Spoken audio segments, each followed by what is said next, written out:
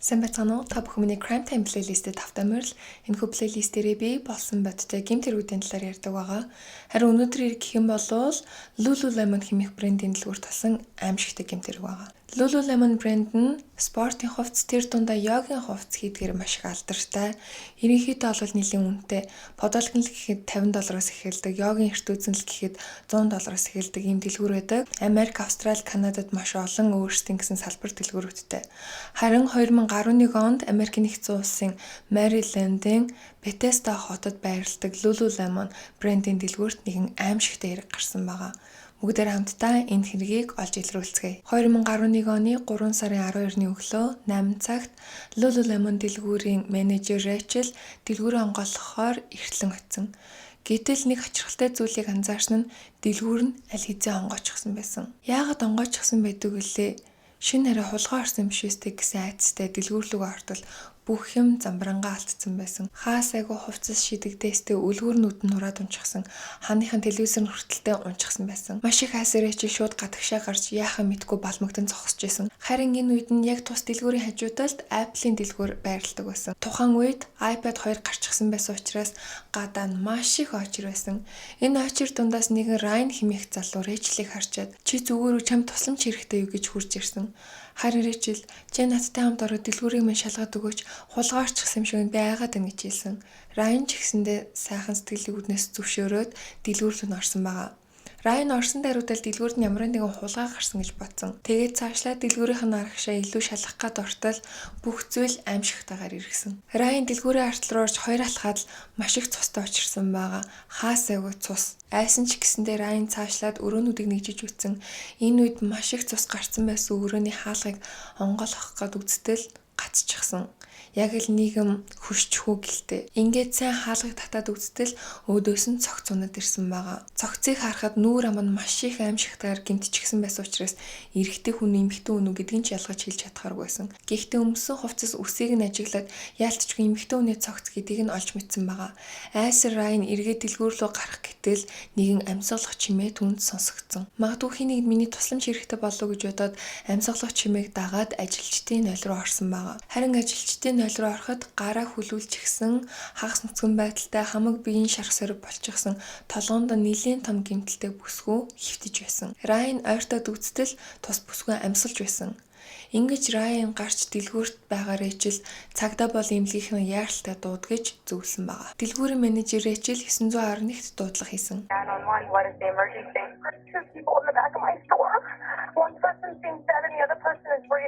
Мөрдөгчнөр болон төрийн тусламжийн газрын яаралтай хэргийн газар ирж тус дэлгүүрээс олцсон хоёр эмэгтэй биетэй танилцсан. Энэ үед аимшигтайгаар нүүр амин шархагдсан байсан бүсгүй аль хэзээ нас барсан болохыг тогтоосон. Энэхүү бүсгүй Lululemon-д ажилладаг Jane Murray хэмээх нэртэй бүсгүй болохыг олж мэдсэн байгаа. Харин хоёр дахь бүсгүй буюу амьсгалах чимээ сонсогдсон бүсгүй Brittany Norwood хэмээх мөн л тус дэлгүүрийн ажилтан болохыг тогтоосон. Brittany-гийн толгойн шарх нэлийн хүнд ч гэсэндээ биеийн давсан шархнууд нь тэм чигсүртэй байгаагүй. Тэм учраас яаралтай эмнэлэг рүү авч явсан. Мөрдөгчнөр хэргийн газартай танилцаад хид хідэн зүйл хачирхалтай байхыг анзаарсан. Энэ юу вэ гэвэл Касны машин нь хов хоосон болчихсон байсан. Тэгэхээр хин нэгэн хүн дээрэм хийсэн байх магадaltaй. Үүнээс гадна дэлгүүрийг тэр чигт нураагаагүй хэсэг газар л нураачихсан байсан. Мөн маш их цусан дээгүүр Америкийн эрэгтэй гутлын 14 размерийн мөр олдсон байгаа. Цаашлаад үзэхэд дэлгүүрийн багажны хайрцаг нээлттэй маш олон багажнууд энд тэнд байгаа нь олдсон. Мөрдөгчнөр үйл ажиллагаа явуулж байгаа үедээ маш ачаалттай нэг зүйлийг олж мэдсэн л энэ нь юу вэ гэвэл тэдгээр үнэтэй хувцснуудыг зараад байгаа Lululemon дэлгүүр дотор ямар ч CCTV камер байхгүй. Гаднаач тэр дотрооч тэр. Тэгэхээр мөрдөгчнэрийн ажил ердөөсөө л гацчихсан.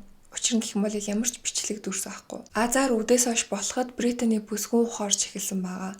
Толгоон дахь шархан нэлийн хүнд ч гэсэндээ ойдол тавьж цэвэрлсэний дараа түүний ухаан саны эрүүл байгааг эмчнэр мэдэгдсэн. Харин Британигийн биеийн дээр байгаа шархнууд бол нэлийн өнгөцгөн зүссэн шархнууд байгааг мөн эмчнэр мэдэгдсэн байгаа. Мөрдөгчнөр Британитай яаралтай уулзаад яг юу болсон талаар олж мэдхийг хүссэн. Харин Британи хэлэхдээ энэ бүхэн 2011 оны 3 сарын 11 буюу өмнөх өдөр нь болж өрнөснийг мөрдөгчнөрт хэлсэн байгаа. Британи болон цогцсон олцсон Жейна хэмээх бүсгүйчүүд хамгийн сүүлд дэлгүүрээ хаах үүрэгтээ үлдсэн. 9:45 үед хоёр бүсгүй дэлгүүрээ хаачаад Жэйна машиндаа сууж гэрлөө яваад харин Британий метроны буудлын явсан. Британий метроны буудлын ирсэн даруйд өөрийнх нь метроны карт төрөвчтэй нь байхгүй байгааг олж мэдсэн. Ажил дээрээ л үлдээсэн байх гэж бодоод Жэйнатай холбогдсон байгаа.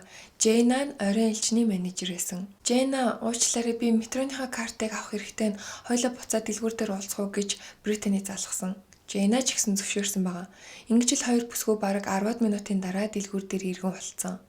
Жэйна машина дэлгүүрийн өмнө үлдээчээд хоёр бүсгүй ажил руу гарч Британигийн төрөвчийг ажигласан байна. Энэ үед хоёр эрэгтэй хүн араас нь дагаж орж ирсэн. Тэр хоёр эрэгтэй хүн хоёулаа хавхаар хувцастай, цаны масктай байсан гэж Британи хэлсэн. Тэм учраас нүрийг нь ямар ч таних боломжгүй байсан. Гэхдээ нэг нь өндөр, нэг нь намхан залуу байсан гэдгийг тодорхойлж хэлсэн. Тэгээд цаашлаад яасан бэ гэж мөрдөгчнөр асуухад хоёр залуу бит хоёрлоо шууд л хүч хэрэглэж эхэлсэн. Нэг залуу нь Жэйнаг аваад цаашаа ажилчдын өрөөл явсан. Жэйна маш их хашгирч, тусламж гуйж, хан нүдэж ямар нэгэн тэмцэлдэн болж байгаа дуучин минут гарч исэн. Харин нөгөө залуу намайг хүчээр хийлж, намайг зодож эхэлсэн. Арьс өнгөөр ялуурсан маш муухай зүйлсийг надад хэлсэн гэдгийг Британий мөрдөгчнөрт хэлсэн байгаа. Энэ үед мөрдөгчнөр Британид Жэйнаг нас барсан гэдгийг хэлэхэд үүнийг огт ойлгоогүй мэдээгүй байсан Британи ихээр уйлж эхэлсэн байгаа. Бүх юм өөрөөс нь боллоо гэж бодсон. Хэрвээ би метроны картаа алдаагүй бол хэрвээ би түүнийг эргүүлж дуудаг бол ийм юм болохгүй байсан гэж аараас нэрж уйлж эхэлсэн байгаа.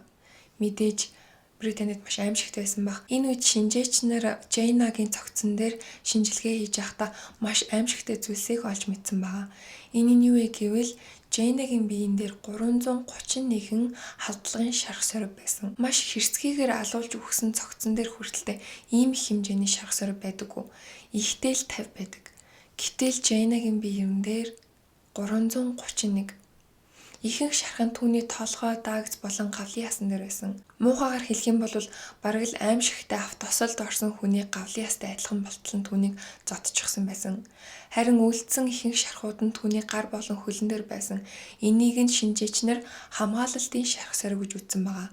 Яагаад гэвэл хүн тэмцэлдэж байхдаа гар болон хөлөөрөө хаахад үүсдэг шарх сорвнууд байна гэдгийг тогтоосон. Мөн тэрнээс гадна үнэхээр гонигтай зүйл гэх юм бол энэ бүх тэмцэл нь 15-аас 20 минутын хугацаанд үргэлжилсэн. Энэ цаг хугацааны 80% Жэйна амьд байсан болох нь тогтоогдсон. Шинжээчнэр хэлэхдээ зүрх цохилж хүн амьд байгаа цагт хүний бие хөхөрч иймэрхүү шархууд үүсдэг гэдэг баримтуудыг мөрдөгчнөр төгсөн байна. Мөрдөгчнөр хүртэлтэй үүнийг сонсоод үнэхээр сэртгийсэн. Жэйнагийн биеийг гэмтээхэд Жэйнаг алхад хэрэглэсэн бүх багаж хэрэгслүүд нь Lululemon дэлгүүрт байдаг багажны хайрцагнаас гарсан болохыг нь тогтоосон байгаа. Энэ дотор багажнууд байх, түлхүүрнүүд, хутаг, оос гэх мэтчлэн маш олон зүйлсийг ашигласан болохыг нь тогтоосон. Тэгэхээр мөрдөгчнэрний гаргалгаа гаргасан хоёр этгээд гаднаас ямар ч зэвсэггүй орж ирээд дэлгүүрийн багажны хайрцагн доторх багажнуудыг ашиглаж хоёр эмэгтэйд гэмтэл учруулсан. Цаашаад мөрдөгчнэрийн гарт хэн ийм аимшигтай зүйлийг энэ хоёр бүсгүүд хийсэн байж болох вэ? Ялангуяа Жэйнад хэн ийм аимшигтай зүйлийг үзий ядталтын үүднээс хийсэн байж болох вэ? Нилээн үзий яддаг хүн ийм хийсэн байж болох уу гэсэн асуултууд орж ирсэн байгаа. Мөрдөгчнэрийн цаашлаад хийсэн зүйл гэх юм бол Lululemon дэлгүүр камер гүйж гисэндээ яг хажууд нь Apple-ийн дэлгүүр байж таарсан. Тэм учраас Apple-ийн дэлгүүрээс камерын бичлэгээ өгч гэсэн хүсэлтийг тавьсан байгаа. Харин камерын бичлэгийг үзэхэд яг халдлагын цагийн үед яалтчгүй нэг өндөр нэг намхан хоёр хар хувцастай эрэгтэй хүн Apple-ийн дэлгүүрийн урдуур явж таарсан. Энэ хоёр эрэгтэйг дахиад олохын тулд мөрдөгчнөр хэргийн газар хүлээлтийг хийсэн байгаа. Учир нь гэх юм бол гэмт хэрэгтэнгүүд өөртөө хэрэг хийсэн газрыг дахиж эргэж үздэг.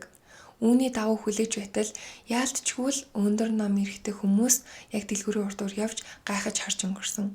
Мөрдөгчнөр энэ хоёр залуутай уулзаад мэдүүлэг авахд хажуудлын ресторанд ажилладаг хоёр залуу болох нь тодорхойлогдсон. Харин тэдний өмссөн байсан хар хувцас нь ажлынхан дүүрэн хувцас. Энэ хоёр залуучууд гэмт хэрэгтэй ямар ч холбоогүй болох нь тогтоогдсон. Мөрдөгчнөр мөрдлөг хийж явах хэвээр бас нэг хачирхалтай зүйлийг олсон л энэ нь юу вэ гэвэл цусан дээр гიშгцэн байсан 14 арьс марын эрэгтэй пүүз Lululemon дэлгүүрийн өөрсдийнх нь гутал болохыг олж мэдсэн. Худалдан авагчнэр дэлгүүрт хувцас өмсч үзэхдээ доороо пүүз өмсөх шаардлагатай болох юм бол цаанаасаа дэлгүүрт эрэгтэй эмэгтэй пүүз байдаг. Яг тэр пүүз нь энэ мөрний пүүз болохыг олж илрүүлсэн. Тэгэхээр юу гэсэн үг вэ? Гаднаас орж ирсэн алуурчин дэлгүүрийн пүүзийг өмсөөд дэлгүүрийн багажны хэрэгслээр хүн алсан гэсэн үг үү? Ингээд л мөрдөгчнөр төөрөлдөж эхэлсэн байгаа. Харин дараагийн тэдний хийсэн зүйл гэх юм бол Apple-ийн дэлгүүрийн дотоод камерын бичлэгийг үзсэн байгаа. Яг халдлага болох үеэр Apple дэлгүүрийн ажилчид Lululemon талдаа хан дээр очиж бөөгнөр зогсож сонсож байгаа нь харагдсан. Мөрдөгчнөр ажилчидтай уулзаад та нар юу сонссон бэ? Энэ талаар яриач гэхэд мэдгүй маш их чанга хан үдж байгаа чимээ, магадгүй юм зөөгөгдөж байгаа юм шиг чимээнүүд гараадсан. Тэгэд хоёр эмэгтэй хүн хэрэлдэжсэн гэж байгаа. Хоёр эмэгтэй хүн хэрэлдэжсэн гэхэд тийм ээ маш их маргаан болж ах шүү гэсэн эмэгтэйчүүдийн чаралдаан тэгээд чи яагаад надад үүнийг хийж байгаа юм бэ? Яг одоо хэл. Гэтэл нөгөөдхнөөс нь ярилцъя л да гэх мэтчлэн ерөнхийдөө бол ууртай байгаа, сандарсан байгаа хоёр эмэгтэйн хэрүүл болоодсэн гэж байгаа. Мөрдөгчнөр ямар ч эрэгтэй хүний дуу чимээ та нар сонсоогүй хин нэгэн эрэгтэй хүн дуурайгүй гэхэд үгүй бидний сонссон чимээ бол хоёр эмэгтэй хүн л маргаадах шүү гэсэн. Яагаад цагдаа нарт дуудлага өггүй юм бэ гэж мөрдөгчнөр асуухад мэдхгүй зүгээр л ажлын газрын хэрүүл болоод байгаа юм болов уу гэж бодоод дунд нь хутгалтыг хүсээгүй маа гэж Apple-ийн ажилчид хэлсэн байгаа. Магадгүй Apple-ийн ажилчид цагдаа нарт дуудлага өгсөн бол энэ аимшигтай алга болохгүй байсан баг. Мөрдөгчнөр Британитэй уулзаад Jane-ийн машин ан байгаа юм бэ? Чи хэлэхдээ тэр машинтайгаа ирсэн гэсэн шүү дээ. Гэтэл дэлгүүрийн урд байгаагүй гэхэд мэдэхгүй юм байна. Би ерөөсөө мэдэх юм алга. Чи Jane-ийн машин ямар шохон машин гэдгийг мэдгүй биднэрт дүрслэх үү гэхэд үгүй би огт мэдгүй гэж Британи хариулсан. Мөрдөгчнөр Jane-ийн машиныг дэлгүүрийн эргэн тойронд хажаагаад 3 гудамжны цаана байхыг нь олж илрүүлсэн. Мэдээж машиныг шинжээд үзэхэд дотор нь өрүүл дээрээс нь цусны уул мөр олдсон байгаа. Харин дараагийн олж авсан зүйл гэх юм бол үнэхээр хачин. Британи хизээч машинд нь байгаагүй гэсэн бэжж Британигийн цус машинаас нь олдсон. ДНК-н таарсан гэсэн үг. Яг энэхүү мэдээллийг олж илрүүлчихэд байсныхын дараа буюу яг маргааш нь Британи мөрдөгч нартай өөрөө холбогдсон. Энэ үед Британигийн эгч болон ах нар нь мөрдөгч нартай холбогдсон. Манай эмэгтэй дүү нэг л орон гарan байгаад байна. Нэг мэдээллийг та нарт хэлээгүй гэж тэрийг хэлмээр байна гэсэн. Британи энэ үед би машиныг нүтлэгсэн. Яагаад гэхэд алуурчид намайг занал хийлээд Jane-ийн машиныг эндээс холдуул гэж хэлсэн. Тэгэд өөрөө буцаад ир гэж хэлсэн баг. Гэтэл энэ нь маш их achирхалтай. Хэрвээ чи машиныг нь 3 гудамжны цаана авааж иж тавьчаад замдаа хинтээш дараагүй хинээс тусламж гуйгаагүй мүү? Яагаад буцаад алуурчид руу очиж байгаа юм гэхэд тэд нар миний нэр хаягийг мэдж байгаа гэсэн намайг хаа байгаа газраас чинь эргэж ирэхгүй бол олоод алчин гэсэн болохоор яалтчгүй айсанд очсон юм а гэж хэлээд байгаа. Ямар ч эрүүл хүний толгойд ийм бодол орж ирэхгүй шүү дээ. Хэрвээ чамд үнэхээр машин аваад цутгах боломж олдсон бол заавал цагдаагийн газар очиж уулзах хэрэгтэй. Мөрдөгчнэрт Британигийн хариулт үнэхээр их таалагдаагүй. Энэ дундаас бүр нэг мөрдөгч нь хэлэхдээ миний бодлоор ямар ч хоёр эрэгтэй хүн дэлгүүрт орж ирээгүй. Британи энэ бүгдийг хийчээд худал хуурмаг түүх зохиож биднийг төөрөлдүүлж гэж хэлсэн байна. Мөрдөгч нар ч гэсэндээ энэ тал руу хазааж эхэлсэн. Учир нь гэх юм бол тэр 14 арьс морийн гутлын мөр дандаа Британигийн гутлын мөрөн дээр тавцж исэн. Тэгэхээр магадгүй Британи тэр гутлыг өмсчөөд өөрийнхөө мөрийг халгалж исэн баг. Тэрнээс гадна энэхүү гутлан дотор цусны мөр олцсон. Энэхүү цусны мөр нь Британигийн цус болох нь тогтоогдсон байгаа. Ингээд л мөрдөгчнөр энэхүү хэргийг Британи үйлцсэн байна гэдгийг нь бат олж мэдсэн байгаа. Британик энэ бүхнийг хиймлэр зохиосон гэдгийг дахиад батлах баримт гэх юм бол бит хоёрыг хүчинцэн гэж хэлсэн Британий үг худлаа болохыг шинжээчнэр тогтоосон. Хоёр бүсгүйн биеинд шинжилгээхэд аль аль нь ямар ч хүчин давтсан шинж тэмдэг илрээгүй. Мөрдөгчнөр Британитай яаралтай уулзаж хэргийг нь шууд л өөрөөр нь яриулах гэж хичээсэн. Энэ үед чиний ярьж байгаа зүйл ямар ч авцалдаагүй, ямар ч үнэмшилтэй биш байна. Чамааг энэ хэргийг үйлснэ чинь бид нар мэдчихээн. Зүгээр одоо хэргийг үлээч гэсэн. Гэтэл Британи маш их хачин болоод би гэртээ хармаар байна л гэж хэлсэн байгаа. The world is going to believe this story. No one. He doesn't believe it. My boss doesn't believe it. When I tell your brother and your sister, they ain't going to believe it. And your mother and your father, they're going to say, bullshit. Can I go home? Энэ үед мөрдөгчнөр Британийг ахыг дуудаж Британитай уулзуулсан. Ах нь Британитай мэдүүлэх өрөөнд уулзсан байгаа. Энэ үед ах нь хэлсэн, чи энэ хэрийг хийсэн бол надад хэлчихээ. Хэрвээ хийснээ одоо хэлчих юм бол эртхэн өмгөөлөгч, сайн өмгөөлөгч авах хэрэгтэй. Гэхэд Британи энэ өрөөнд камер байна уу? Ах нь алгаа би ажигласан. Зүгээр л надад үнэн хэлсэн. Харин Британи ахтаа Би энэ талаар энд ярмааргүй байна. Гэхдээ эндээс гарах юм бол би танд бүгдийг ярина гэж хэлсэн бичлэгийг нь мөрдөгчнөр хажууранд нь үзсэн сууж байсан. Oh, I know. He did. I just don't want to talk about it here. Ингэж л Британиг энэ аимшигтай хэргийг хийсэн болохыг мөрдөгчнөр олж мэдсэн. Гэхдээ яагаад? Гэтэл энэ хэрэг хамгийн жижигхэн, хамгийн тэнэг зүйлээс болсон болох нь тогтоогдсон. Британий урд нь Lululemon-ы өөр дэлгүүрт ажиллаж исэн. Тэр дэлгүүрээсээ хулгай хийсэн гэд баригдаад ажлаас хаалгадчихсэн болохыг нь тогтоосон байгаа. Тэрнээс гадна Британигийн хуучны найз нөхөдтэй уулзаад ерөнхийдөө бол хулгай хийх гэдэг маш олон удаа хулгайд сэжиглэгдэжсэн. Гэхдээ ямар ч баттай баримт байгаагүй ч гэсэндээ ер нь бол найз нөхөд үеийнхээ хүүхдүүд нь баг багтан ч гэсэндээ Британий юм хулгай гэдэг тийм ч боломжтойгаарэ гэж ярьжсэн болгон тогтоогдсон. Харин хэрэг гардаг өдөр оройн нь Британий Жейна хоёр дэлгүүрийг хагаж байхад дэлгүүрийн дүрмийн дагуу Жейна Британигийн цүнхийг үзсэн. Энэ нь Lululemon дэлгүүрийн дүрм байсан. Ажилчид гарахдаа менежертэй цүнхээ шалгуулах. Британийг ажилд орсноос хойш ер нь л бага сагийн малан болоод эхэлчихсэн байсан аль хэзээний. Тэм учраас ажилчид охтууд хоорондоо ярилцаад магадгүй Британи байх. Гэхдээ нотлох баримт байхгүй учраас одоохондоо харж л бай гэж тохиролцсон байсан. Харин хэрэг гардаг өдрийн орой яг л энэ дүрмийн дагуу Жейни Британигийн цүнхийг шалгасан. Гэтэл Британигийн цүнхэн дотор яалктайгаа йоганы эрт үзсэн. Энэ юу эрт үзэн бэ? Чи мөнгөний төлсөн мөнгө гэхэд Түлсэн би дэлгүүрийн нэг охинд хэлээд бичүүлсэн байгаа. Эргэлзээтэй үл ярьж болно штэ гэхэд Жейна за яах юм бэ зүгээр би чамд итгэж чинь гэж хэлээд явуулсан байгаа. Мэдээж л урд нь хулгайн жижиг сажиг шинж тэмдэг гаргацсан байсан Британигийн үйлдэл. Жейна шууд улаан түг болсон. Тэм учраас ахлах менежер лүгээ залгаад энэ бүгдийг мэдгдсэн байгаа. Харин санаан зовонгоо ажилласаа явсан Британи Жейнагаас бити ахлах менежерт хэлээч гэж гуйхаар эргээд ажил дээрээ дуудсан байгаа. Мэдээж л энэ үед Жейна би аль хэзээ менежерт хэлсэн гэдгээ хэлсэн баг. Ингэж л Британигийн уур хурж энэ аимшигтай зүйлийг хийсэн байгаа. Гэхдээ төсөөлөд үзтээ ийм аимшигтай уур гэж байх уу?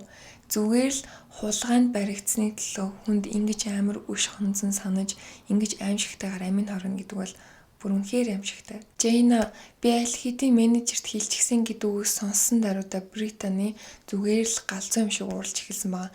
Яагаад надад ийм хийж байгаа юм би чамаас өшөөг аамна гэд. Тэгээд л түүнийг шууд л балбаж эхэлсэн байгаа. Багшны хайрцаг дотор байгаа бараг бүх багжийг ашиглаж түүнийг тамалж зовоосон. Олсоор хүртэлтэй хоолойг нь боох гэж оролцсон байгааг нь олж мэдсэн. Учир нь гэх юм бол олсыг тойроод Жейнагийн үс болон цус олцсон. Британигийн толгоон дээр маш том шарх олцсон шүү дээ. Энэ нь Жейнаг маш их хүчтэй цохиж алж байхдаа гараас аваад өөрөө гэмтээсэн гэж мөрдөгчнөр тогтоосон. Тэрнээс гадна Жейнаг маш их олон удаа давтамжтайгаар цохиж нүдэж балбаж алсныхаа дараа хэргийн газрыг яг л гадны хүн үлдсэн мэт болгохын тулд дэлгүүртээ байдаг эрэгтэй 14 арьсмарын пүүзийг аваад өөрийнхөө цустай мөрөн дээр давуулж халахж эхэлсэн байгаа. Мөн дараагийн зүйлс нь гэх юм бол яг л хүчндүүлсэн мэт эртүүснийхээ доод хэсгийг тайрсан. Мөн өөрийнхөө биеийг зүсэж сараачаад гараа өөрөө zip tie-аар гавлаад толгоон тусах газраа өргөөд хин нэгэн өглөө намайг иймэрхүү байдалтай олоосэй гэд хөвтөжсэн. What? Мөрдөгчнөр Британигийн гавлцсан байсан zip tie-ын дээрээс өөрийнх нь шүдний мөрийг олсон. Тэгэхээр өөрийгөө гавлаад шүдэрээ чангалсан гэсэн үг. Жейна бүсгүй 30 настай байсан. Давхар мэргэжлэр магистраа хамгаалж исэн. Магистрийнхаа дипломыг хамгаалж байгаа сэдв нь Lululemon дэлгүүрийн маркетингийн чиглэл байсан. Тэмч учраас Lululemon-д ажиллаж таарч исэн л та. Тэрнээс гадна 7 дугаар ангиас хойш үргэлжсэн хайртай залуутай тэр залуун тун утгагүй сүү тавихыг гуйхад бөгжөө хүртэлтэй бэлтчихсэн байсан нь үнэхээр харамсалтай. Жейна бүсгүй үнэхээр амьдрал тайртай, дэлхийн маш олон улсаар аялчихсан, экстрим адал явдал дуртай юм гайхалтай бүсгүй байсан. Гэтэл зүгээр л нэг болохгүй бүтггүй хүний муу аран шин, муухай зан авираас болоод ийм аимшигтайгаар үхсэн маш их харамсалтай. Харин Британигийн хувьд гэх юм бол шүүх дуудагдсан байгаа. Энэ хэргийг шүүх 30 минутын дотор шийдвэрлэжсэн.